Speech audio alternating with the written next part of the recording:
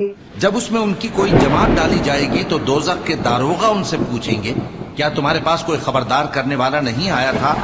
وہ کہیں گے کیوں نہیں، ضرور خبردار کرنے والا آیا تھا، بس ہم نے اس کو جھٹلا دیا اور کہا کہ اللہ نے تو کوئی چیز نازل ہی نہیں کی، تم تو بڑی غلطی میں پڑے ہوئے ہو۔ السلام علیکم ورحمۃ اللہ وبرکاتہ۔ حضرت ابو ہریرہ رضی اللہ تعالی عنہ سے روایت ہے کہ حضور صلی اللہ علیہ وآلہ وسلم نے ارشاد فرمایا کہ تم میں سے ادنا ٹھکانے والے جنتی سے رب فرمائے گا آرزو کرو، وہ آرزو کرے گا، اور آرزو کرے گا تو اس سے فرمائے گا کہ کیا تو نے آرزو کر لی ہے؟ وہ کہے گا ہاں، تو اس سے فرمائے گا جو تو نے آرزویں کی ہیں فَإِنَّ لَكَ مَا تَمَنَّيْتَ، جو تو نے آرزویں کی ہیں وہ اور اس کے ساتھ اتنا ہی تیرے لیے ہے۔ اللہ اکبر۔ اس روایت کو امام مسلم نے روایت کیا ہے۔ اب اس میں جو لفظ آیا ہے فَيَتَمَنَّا، اور اس کا 2 بار ذکر آیا ہے، تمنا فیتمنا ویتمنا، تو یہ جو فرمانا ہے علماء کہتے ہیں یہ زیادتی کے لیے ہے، زیادتی بیان کرنے کے لیے، یعنی بندہ آرزو کرے گا اور خوب ہی کرے گا، بار بار کرے گا، جہاں تک اس کا خیال پہنچ سکتا ہے، جہاں تک اس کی تمنائیں پہنچ سکتی ہیں سب کر لے گا۔ خیال رہے کہ تمنا اور امید میں بڑا فرق ہے۔ امید تو صرف ہو سکنے والی بات ہوتی ہے، مگر تمنا ان ہونے والی بات بھی ہو سکتی ہے کہ مجھے اس چیز کی تمنا ہے، تو ہو سکتا ہے کسی ایسی چیز کی تمنا ہو جو ان ہونی ہو، اور امید یہ ہو سکنے والی چیز ہوتی ہے۔ اب مثال کے طور پہ ایک بوڑھا آدمی یہ تمنا تو کر سکتا ہے کہ میری جوانی لوٹ آئے، کیونکہ یہ ان ہونی ہے، مگر یہ امید نہیں کرتا کہ جوانی لوٹ آئے گی۔ ایک گناہگار آدمی امید کرتا ہے کہ معاف کر دیا جائے گا اور توبہ استغفار کرتا ہے، یعنی ہو سکنے والی چیز ہے نا، اس میں تمنا نہیں ہے، اس میں امید ہے۔ اور دوسرا نقطہ کہ یہاں یعنی وہ تمنائیں پوری ہوئیں تیری مانگ سے اور اتنی ہی اور دیا اپنے رحم سے، تو یہاں پر ایک گناہ ساتھ ہی دے گا جب انسان تمنا کرے گا، اور آخر میں 10 گنا اور دے گا، تو اس لیے یہ 10 گنا والے کی نفی نہیں ہے۔ اسی طرح ایک روایت میں آتا ہے کہ حضور صلی اللہ علیہ وآلہ وسلم نے ارشاد فرمایا صیحان وجیحان والفرات والنیل کل من انہار الجنہ، کہ سیحان، جیحان، فرات اور نیل یہ سب جنت کی نہروں میں سے، یہ صحیح مسلم کی روایت ہے۔ تو خیال رہے کہ یہ سیحون اور جیحون یہ ملک کے ارمن میں 2 نہریں ہیں، یعنی ترکستان اور خراسان میں، اور ایک تو عراق میں ہے فرات، اور دوسری یہ نیل چلے جائیں ادھر ایجپٹ وغیرہ کے علاقوں میں، تو اس علاقے میں تو فرات جو ہے وہ اگر اسپیسیفکلی دیکھیں تو کوفہ کے قریب ہے، نیل مصر میں ہے، تو ان چاروں نہروں کا جنت سے ہونا اس کی بہت توجیہیں کی گئی ہیں، مگر قوی یہ ہے کہ کوئی تعویل نہ کی جائے، اسے اپنے ظاہر پر رکھا جائے کہ جنت سے ان کا پانی پہاڑوں میں بھیجا گیا اور پہاڑوں سے ان میدانوں میں جاری کیا گیا، چنانچہ یہ پانی بہت شیریں ہیں، حازم ہیں۔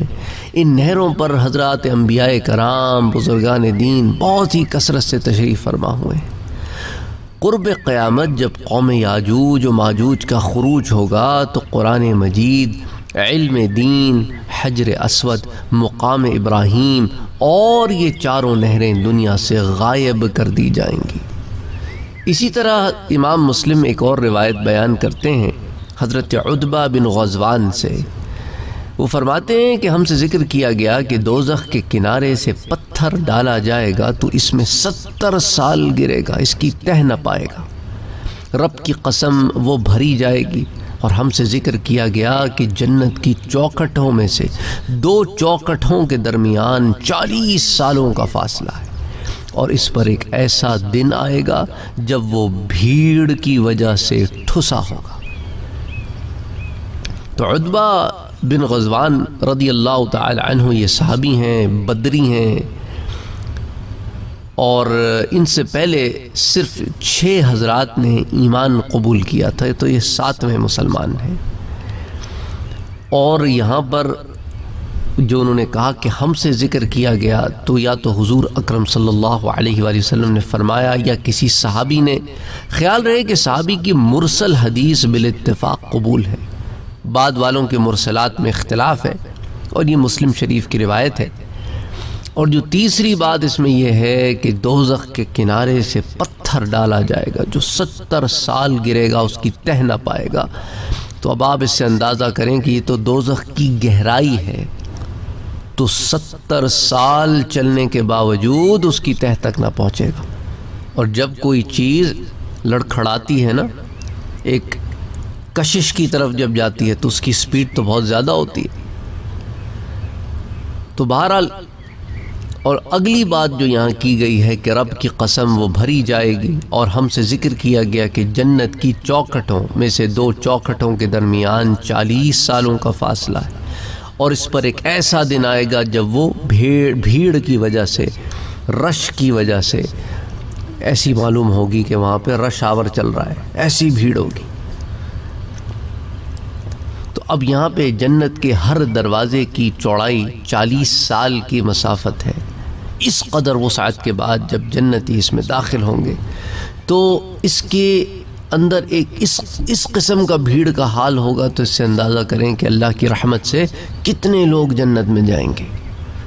اور یہ ٹھسنا جب ہوگا جب کہ عام جنتی اس میں داخل ہوں گے۔ سب سے پہلے حضور اکرم صلی اللہ علیہ وآلہ وسلم داخل ہوں گے، دروازہ کھلے گا انہی کے لیے، پھر دوسرے انبیاء کرام، پھر حضور صلی اللہ علیہ وآلہ وسلم کی امت، ترتیب وار پھر دوسری امتیں۔ جس جماعت کے داخلے کی باری آئے گی، دروازہ اس وقت یوں معلوم ہوگا جب عام لوگ داخل ہوں گے۔ اللہ تعالی ہمیں جنت میں داخل ہونے کی توفیق عطا فرمائے، آمین۔ اور حضرت ابو ہریرہ رضی اللہ تعالی عنہ فرماتے ہیں کہ میں نے عرض کیا، یا رسول اللہ صلی اللہ علیہ وسلم، اللہ مخلوق کس چیز سے پیدا فرماتا ہے؟ فرمایا پانی سے۔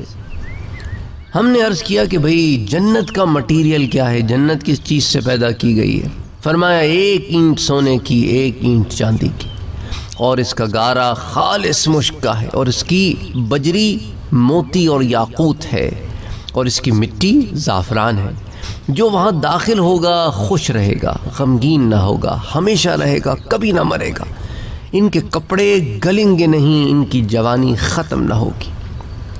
اس روایت کو امام احمد نے، امام ترمذی نے، امام دارمی نے، کئی کتب حدیث میں روایت ہوئی ہے۔ تو اب اس کے اندر جو چند نکات ہیں اس پر بات کرتے ہیں کہ اگر خلق سے مراد یہاں پر مخلوق ہے، انسان و جانور وغیرہ ہیں، تو پانی سے مراد نطفہ ہے۔ اور جہاں تک آدم علیہ السلام، حوا علیہ السلام، عیسیٰ علیہ السلام اور حشرات کا ذکر ہے، کیڑے مکوڑوں کا ذکر ہے، تو وہ اس حکم سے علیحدہ ہے کہ وہ نطفے سے پیدا نہیں ہوئے۔ کیونکہ دیکھیں نا، بعض آپ کیڑے مکوڑوں کو دیکھتے ہیں کہ برسات کے موسم میں پیدائش ہوتی ہے، ان کی پیدائش نطفے سے نہیں ہوتی۔ تو قرآن کریم کی جو آیہ مبارکہ ہے وَجَعَلْنَا مِنَ الْمَاءِ كُلَّ شَيْءٍ حَيٍّ، تو ہم نے ہر جاندار چیز کو پانی سے پیدا کیا۔ تو پانی جو ہے وہ کسی صورت میں، لکوڈ کسی صورت میں تخلیق کے اندر شامل ہے۔ تو اگر خلق سے مراد عالم اجسام ہے تو ماں سے مراد یہی پانی ہے، جس کو آپ جانداروں میں، جانوروں اور انسانوں کے لیے نطفے کا نام دیتے ہیں۔ اللہ تعالیٰ نے پہلے ایک جوہر پیدا فرمایا، اس پر نظر ڈالی تو ہیبت سے وہ جوہر پگھل گیا، پانی بن گیا۔ اس پانی میں قدرتی گرمی پیدا کی گئی، اس سے ہوا بنی کہ پانی گرمی پا کر ہوا بن جاتا ہے۔ ہوا نے پانی کو حرکت دی، اس سے جھاگ پیدا ہوئے، وہ جما دیے گئے تو زمین بنی۔ گویا زمین پانی کا جمع ہوا جھاگ۔ یہ پانی اور زیادہ گرم کیا گیا تو اس سے آگ بنی، آگ سے دھواں پیدا ہوا، وہ جم کر آسمان بنے۔ پھر مختلف آسمانوں کو مختلف چیزوں سے تخلیق کیا گیا، ترتیب دیا گیا۔ زمین پانی پر ٹھہر نہ سکی، ہلتی تھی، تو اس پر پہاڑ کے لنگر ڈال دیے گئے، جس سے اسے قرار آ گیا۔ اچھا، اب اس کے اندر ایک معاملہ تو یہ ہو گیا، بڑی تفصیل سے میں نے آپ کو کائنات کی تخلیق ایک سائنسی زاویہ جو ہے اس پر آپ کو پہلے درس دے چکا ہوں 2-3 سال پہلے، وہ درس موجود ہے چینل پر، وہ آپ سن سکتے ہیں اسلام اور سائنس کی پلے لسٹ میں۔ پھر تخلیق آدم کے 7 مراحل، اس پر بھی بات ہو چکی ہے کہ درجہ بدرجہ تدریجاً کیسے معاملہ۔ اور پھر عرض کیا صحابہ نے کہ جنت کس شے سے بنائی گئی ہے، تو جس سامان سے مکان بناتے ہیں اسے انگریزی یا اردو میں آپ مٹیریل کہتے ہیں، جیسے اینٹ، گارا، چونا، لوہا، سیمنٹ وغیرہ، یعنی یا رسول اللہ صلی اللہ علیہ وآلہ وسلم جنت کی تعمیر کس سامان سے ہوئی ہے؟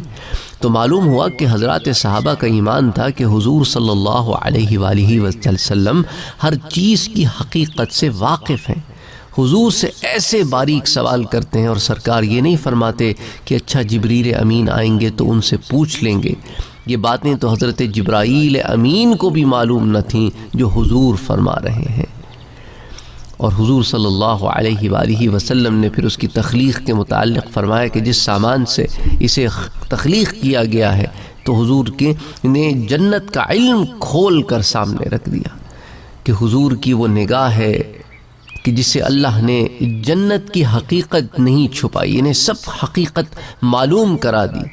تو خیال رہے کہ سونا پیلا ہوتا ہے اور چاندی سفید ہوتی ہے، تو جو دیوار ان اینٹوں سے بنے وہ کیسی خوشنما ہوگی، پھر زعفران پیلا ہوتا ہے، مشک سیاہ ہوتی ہے، جو مٹی اس سے مخلوط ہو وہ کیسی حسین ہوگی اور کیسی خوشبودار ہوگی، پھر موتی سفید چمکیلے ہوتے ہیں، یاقوت رنگ برنگے، تو جو بجری ان سے مل کے بنے گی، جو سیمنٹ ان سے مل کے بنے گی، وہ کیسی خوبصورت اور قیمتی ہوگی، پھر وہاں کے درخت گہرے رنگ کے سبز، ان رنگتوں کے ملنے سے جو حسن پیدا ہوا وہ بغیر دیکھے سمجھ میں آ ہی نہیں سکتا۔